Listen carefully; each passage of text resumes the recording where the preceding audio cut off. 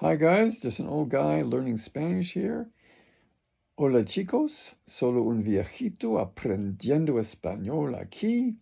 Hi, I'm Barry, I'm 77 years old and I enjoy languages, so I'm trying to learn Spanish. And also I'm trying to improve my brain or prevent a cognitive decline, and I consider this to be a very good exercise to forestall that. Quiero prevenir el deterioro cognitivo. I watch movies and TV series in Spanish, with Spanish subtitles, and I read books in Spanish. I almost forgot to mention one of the most important ways to learn Spanish is through Spanish podcasts. Today we're going to read a part of the beginning of Harry Potter and the Sorcerer's Stone, Harry Potter y la Piedra Filosofal. So let's get to that right now. Let's go to a device I like to read on. Is the Kindle Reader. It's in this Spanish folder up here, tucked on my iPhone here. And I'll hit the center icon, which is the Kindle Reader. I come up with that La Piedra Filosofal, and we'll start reading. So I'm going to highlight each part that I read, and this is pretty obvious that this is Capítulo 1. Let's highlight the next one. And this is, I want to highlight this in pink. It's el niño que sobrevivió, the boy who lived, el niño que sobrevivió. Let's highlight the next, and I'm stopping at normal punctuation points where the thought stops or pauses at this comma here, and we'll highlight this and make this orange. El señor y la señora Dursley, Mr. and Mrs. Dursley, que vivían, that lived, and el número 4, number 4, de Privet Drive, that lived at number 4, Privet Drive, estaban, let's highlight that first so we know where we are, and I'll go down to the period here, and I'll highlight this in yellow. Estaban orgullosos de decir que eran muy normales, afortunadamente.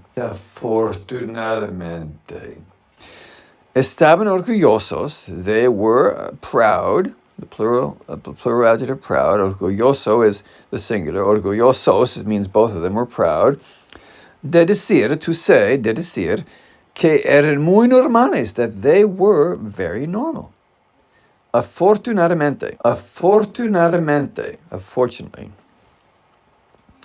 Let's highlight this. This particular sentence goes to the other page, so let's highlight that in blue again and go back. Eran las últimas personas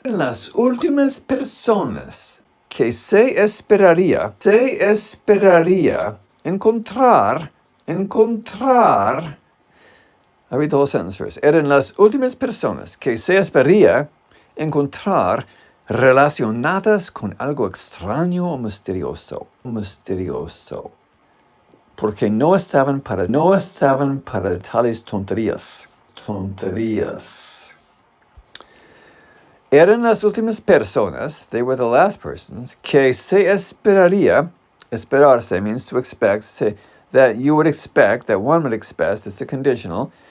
So it's, eran las últimas personas que se esperaría encontrar, that you would expect to find, relacionadas, in relation to, in other words, I would say mixed up with, con algo extraño, with something strange, o misterioso, mysterious.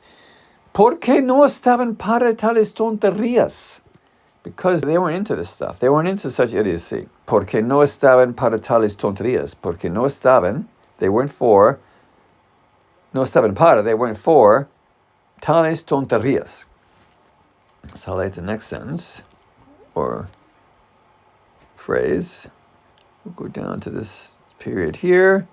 We'll highlight this a color of pink.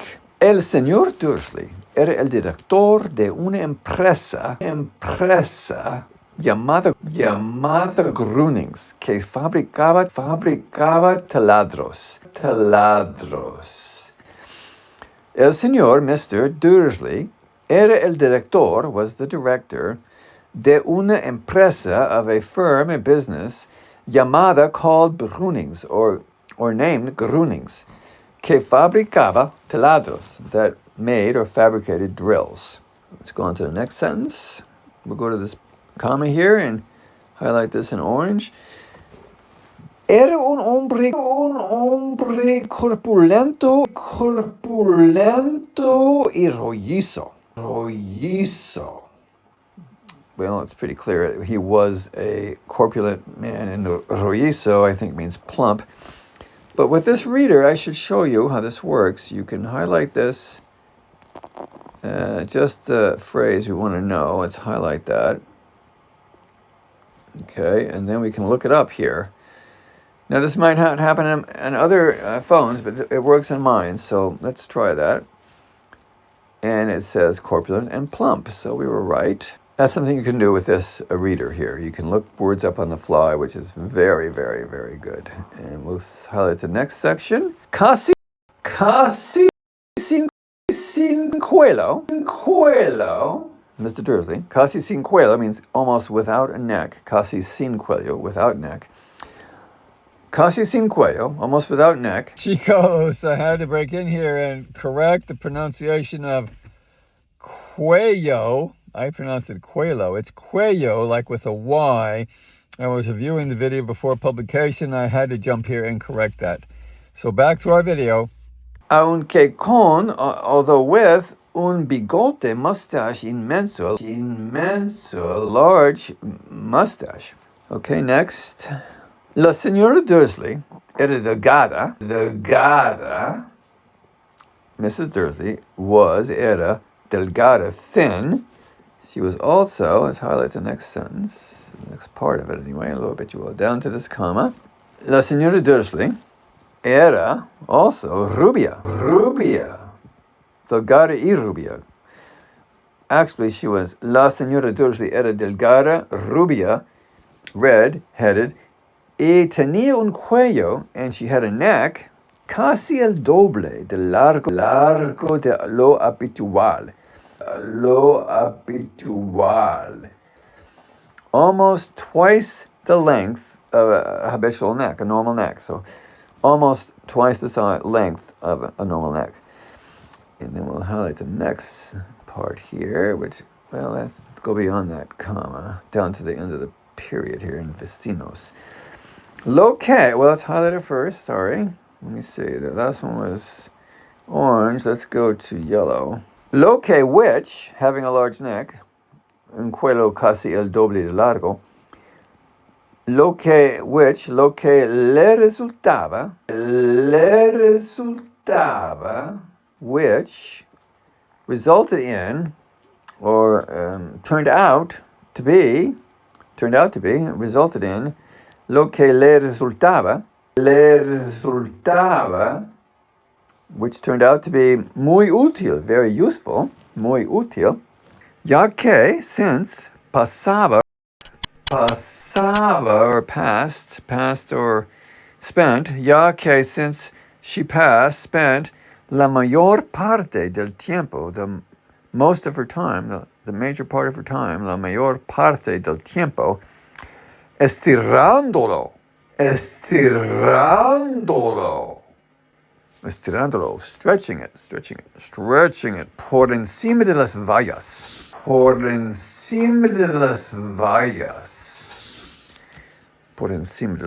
over the top of the fences, por encima the top de las vallas, fences, de los jardines, which is the yards, could be gardens too, but la mayor parte del tiempo estirándolo por encima de las vallas, fences, de los jardines, yards, para espiar a sus vecinos, on her neighbors. So lo que le resultaba muy útil, ya que pasaba la mayor parte del tiempo estirándolo por encima de las vallas de los jardines para espiar a sus vecinos, which turned out to be very useful, because she spent most of her time stretching it over the tops of the fences to spy on her neighbors. Los Dursley, let's highlight that. Los Dursley tenían un hijo pequeño. Un hijo pequeño. Los Dursley, the Dursleys, had, plural, tenían, un hijo, a boy, a little boy, un hijo pequeño, llamada. Of course, it's llamado, not llamada, because Dudley, porque Dudley es un chico, un muchacho. Dudley, called or named Dudley. Y para ellos, and for them, y para ellos, no había un niño mejor que él. And for them, there was no better boy than him. He was fantastic. So los Dursley tenían un hijo pequeño, little boy, llamado Dudley, called Dudley. Y para ellos, for them, no había un niño mejor que él. Había is the past tense of I, meaning there is, there are. So, and y para ellos, no había, there was, it's the past tense, there was, había un niño mejor que él. Okay, let's highlight the next sentence. Get rid of that. I wish I could get rid of that. Let's go up to here, and we'll highlight this in pink, and go back. Los Dursley tenían todo lo que querían. The Dursleys, tenían, had everything, todo lo que, everything that they wanted. Querían. Querer means to want. Los Dursley tenían todo lo que querían, pero también guardaban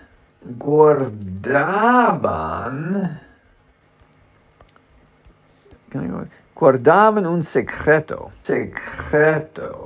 Guardaban means to keep, to guard, guard a secret. Pero también also, guardaban, kept a secret, had a secret, guarded a secret, un secreto. Let's go we'll do this last sentence and then we'll wind it up here for today. Y su mayor temor, y su mayor temor, their major fear, their main fear, temor is fear, era que lo descubriesen.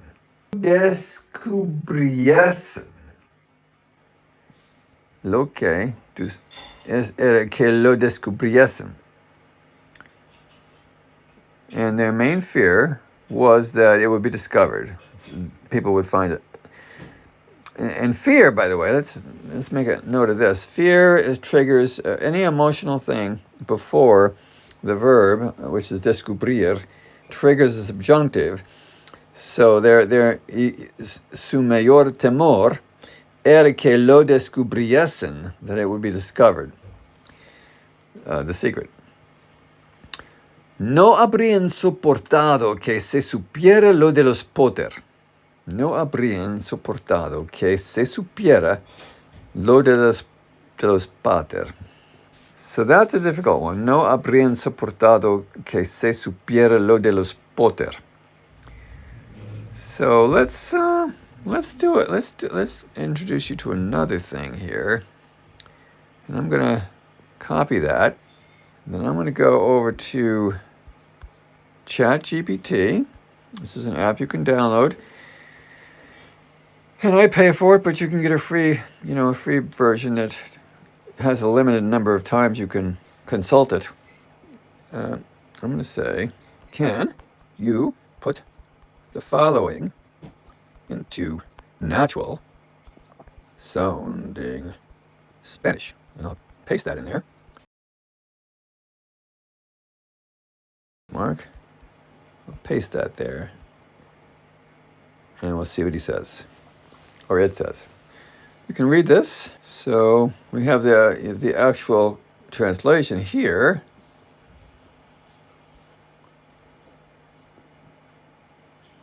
Yeah, that sounds pretty good, but let's see what he says natural sounding is. They couldn't have handled people finding out about the Potters.